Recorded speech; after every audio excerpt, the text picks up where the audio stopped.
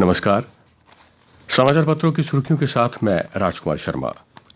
आज प्रकाशित सभी समाचार पत्रों में छपा पहला बड़ा समाचार। डीलिमिटेशन कमीशन द्वारा जारी की गई रिपोर्ट। पत्र लिखते हैं, जम्मू कश्मीर में माता वैष्णो देवी व बाहू नाम से अब होंगे 2 विधानसभा हलके। अनंतनाग लोकसभा इलाके से जुड़ेंगे राजौरी और पुंछ। जम्मू लोकसभा में शामिल होगा रियासी जिला। अब हर लोकसभा क्षेत्र में 18 विधानसभा सीटें होंगी। जम्मू में शेड्यूल्ड कास्ट के 1 सीट बढ़ने के बाद अब 4 सीटें होंगी। विधानसभा की ये सीटें बढ़ी हैं कठुआ में कठुआ नॉर्थ, सांभा में रामगढ़, रियासी में मां वैष्णो देवी, उधमपुर में उधमपुर ईस्ट, डोडा में डोडा वेस्ट और किश्तवाड़ में पाडर। गांधीनगर व सुचेतगढ़ खत्म। जम्मू दक्षिण और बाहू नई विधानसभा सीटें। और दूसरा बड़ा समाचार जो सभी पत्रों की सुर्खी बना है वो है अंडर 19 वर्ल्ड कप।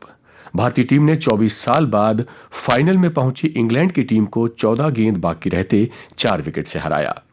इस जीत से पहले भारत की अंडर 19 टीम ने साल 2000, 2008, 2012 और साल 2018 में भी वर्ल्ड कप जीता था। ये भारत की 5वीं जीत है। श्रीनगर शहर के जकूरा इलाके में सेना ने मार गिराए लश्कर-ए-तैयबा के 2 आतंकी। पुलिसकर्मी का हत्यारा आतंकी भी इस मुठभेड़ में मारा गया। और बारामूला में 18 करोड़ की 9 किलो हेरोइन जब्त की गई है। 2 लोगों को गिरफ्तार किया गया है। जम्मू और कश्मीर में शनिवार सुबह 5.7 रिक्टर तीव्रता का भूकंप आया। इससे किसी के हताहत होने की सूचना नहीं है। चरार शरीफ में दरगाह की मीनार के ऊपर लगा धार्मिक चिन्ह एक तरफ झुका पाया गया। प्रधानमंत्री मोदी ने लेफ्टिनेंट गवर्नर मनोज सिन्हा से फोन पर हालात की जानकारी ली। अगला बड़ा समाचार, खोलो बंद करो से आजीज दुकानदारों ने अपनी मर्जी से खोली दुकानें। ना प्रशासन की चली और ना चैंबर की। वीकेंड लॉकडाउन में ज्यादातर बाजारों में खुली दिखी गैर जरूरी सामान की दुकानें। सचित्र छपे समाचार में पत्र लिखते हैं, एक बार फिर शनिवार को गैर जरूरी सामान की दुकानों पर प्रतिबंध लागू हुए, लेकिन इन प्रतिबंधों के बीच शहर में चौतरफा असमंजस की स्थिति रही। पिछले 2 सप्ताह के दौरान कभी शनिवार को दुकान खोलो तो कभी बंद रखो के फरमान से परेशान दुकानदारों ने इस शनिवार को अपना ही शासन चलाया। शहर में ना तो प्रशासन की चली और ना chamber of commerce and industries Jammu की। जिसके मन में आया उसने अपनी दुकान खोली और जिसका मन किया उसने दुकान बंद रखी। सुबह के समय कुछ क्षेत्रों में पुलिस ने गैर जरूरी सामान की दुकानें बंद करवाईं, लेकिन बाद में बार एसोसिएशन के हस्तक्षेप पर ये दुकानें भी खोल ली गई। शनिवार को शहर के कुछ इलाकों में गैर जरूरी सामान की दुकानें बंद रहीं, कुछ इलाकों में थोड़ी बहुत दुकानें खुली तो कुछ इलाकों में आम दिनों की तरह बाजार पूरी तरह सजे और लोगों में चहल पहल देखी गई।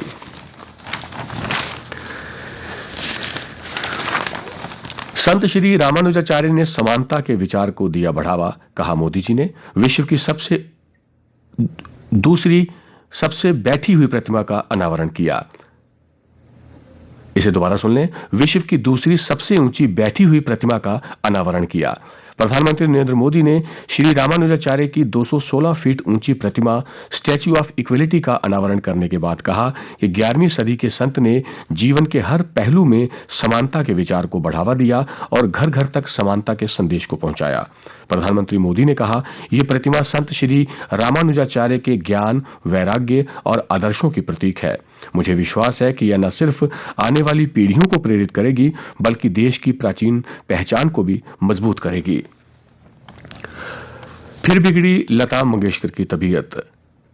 जी हां, पिछले 29 दिनों में मुंबई में ब्रीच कैंडी अस्पताल के सघन चिकित्सा कक्ष यानी आईसीयू में भर्ती स्वर कोकिला लता मंगेशकर की तबीयत एक बार फिर बिगड़ गई है। उन्हें 10 दिन बाद शनिवार को दोबारा वेंटिलेटर पर रखा गया। केंद्रीय मंत्री पीयूष गोयल, रश्मि ठाकरे, राज ठाकरे समेत विभिन्न हस्तियां हालचाल लेने अस्पताल पहुंची। भारत रत्न लता मंगेशकर का इलाज कर रहे डॉक्टर प्रदीप सामदानी ने शनिवार को उनकी सेहत की जानकारी देते हुए बताया कि वो फिलहाल आईसीयू में ही हैं। उनका इलाज चल रहा है। उन्हें अग्रेसिव थेरेपी दी जा रही है। जो प्रोसीजर किए जा रहे हैं उसे वो अच्छे से सहन कर पा रही हैं। बाद में आशा भोसले, उषा मंगेशकर, हृदयनाथ मंगेशकर समेत परिवार के अन्य सदस्य भी अस्पताल पहुंचे। एक अच्छा समाचार, बजट सत्र के पहले हफ्ते राज्यसभा में 100% कामकाज। बजट सत्र के पहले हफ्ते में राज्यसभा ने उपलब्ध समय का पूरा इस्तेमाल किया। इस हफ्ते एक बार भी कार्रवाई स्थगित नहीं करनी पड़ी और सदन की उत्पादकता 100% रही। सभापति और देश के उपराष्ट्रपति एम वेंकैया नायडू ने सदन में सुचारू कामकाज के लिए सदस्यों की सराहना की।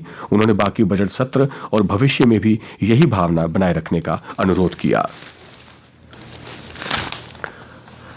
सांस्कृतिक नीति बनाने की उठने लगी मांग। सरकार ने राइटर्स क्लब को लेखकों को सौंपने के लिए कहा। जम्मू कश्मीर में खेल नीति की तरह राज्य के कलाकार सांस्कृतिक नीति बनाने की भी मांग कर रहे हैं। उनका कहना है कि इसके बिना कला संस्कृति का संरक्षण संभव नहीं। उनका कहना है कि यदि सांस्कृतिक नीति होती तो आज लेखकों के लिए बना राइटर्स क्लब उनके पास ही होता। एक अच्छी खबर, निजी मेडिकल कॉलेजों में 50% सीटों पर अब सरकारी फीस। नेशनल मेडिकल कमीशन के फैसले का देश भर के हजारों छात्रों को मिलेगा फायदा। लोगों ने फैसले का किया स्वागत। डॉक्टर बनने के सपना देखने वाले आर्थिक रूप से कमजोर मेधावी छात्रों के लिए अच्छी खबर है। देश के निजी मेडिकल कॉलेजों में 50% सीटों के लिए फीस सरकारी संस्थानों के समान होगी। इस फैसले से देश भर के हजारों छात्रों को लाभ मिलेगा। वहीं चिकित्सा क्षेत्र से जुड़े लोगों ने इस फैसले का स्वागत किया है और अब विश्वविद्यालय का हर कोर्स दिखाएगा रोजगार की राह। हर पढ़े लिखे और युवा को रोजगार मुहैया कराने की राह थोड़ी आसान हो सकती है। विश्वविद्यालय अनुदान आयोग यानी यूजीसी अब उच्च शिक्षा से जुड़े सभी कोर्सों को कुछ इस तरह डिजाइन कर रहा है जिनमें डिग्री के साथ साथ कौशल का प्रशिक्षण भी मिलेगा। ये उसी कोर्स या क्षेत्र से संबंधित होगा जिसमें छात्र पढ़ाई कर रहे हैं। उनमें डिग्री, डिप्लोमा और सर्टिफिकेट जैसे सभी स्तर के कोर्स शामिल हैं। एक दिन में 1 लाख से ज्यादा घटे सक्रिय मामले। कोरोना महामारी की तीसरी लहर में हालात धीरे धीरे सुधर रहे हैं। सक्रिय मामले यानी उपचाराधीन मरीजों की संख्या लगातार कम हो रही है। पिछले एक दिन में सक्रिय मामलों में 1 लाख से ज्यादा की कमी आई है। अमेरिका के हुडसन इंस्टीट्यूट की एक रिपोर्ट में दावा किया गया है कि पाकिस्तान पुराने तरीकों से फिर आतंक व नफरत फैला रहा है और इस्लामिक कट्टरपंथियों और खालिस्तान की मांग करने वाले अलगाववादी समूहों का समर्थन कर रहा है। और बलूचिस्तान पाकिस्तान के पंजगुर और नौशकी इलाकों में सेना के कैंपों पर हमलों में पाकिस्तानी सेना के नौजवानों के मारे जाने के बाद जवाबी कार्रवाई में बलूचिस्तान लिबरेशन आर्मी के 3 लोग मारे गए। और अब अन्य समाचारों के साथ मेरी सहयोगी राजेश्वरी शर्मा।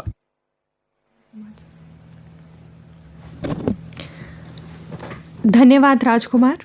आइए अब नजर डालते हैं आज की खेल सुर्खियों पर। फाइनल में इंग्लैंड पर भारत का राज, लगातार 6 मैचों में अजय।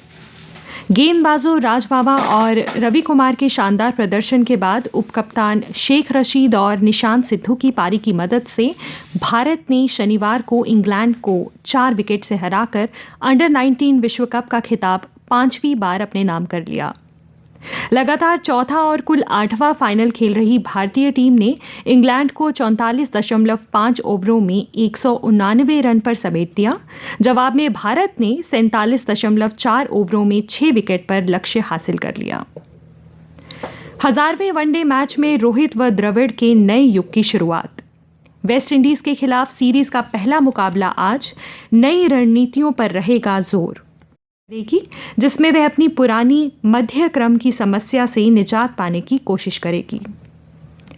बीजिंग शीतकालीन ओलंपिक में नॉर्वे ने पहले ही दिन जीते 2 स्वर्ण। और अब मौसम पर एक नजर। समाचार पत्रों के अनुसार आज का मौसम।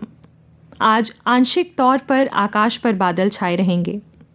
तापमान, कल का अधिकतम तापमान 15.8 डिग्री सेल्सियस व आज रात का न्यूनतम तापमान 6.5 डिग्री सेल्सियस रिकॉर्ड किया गया।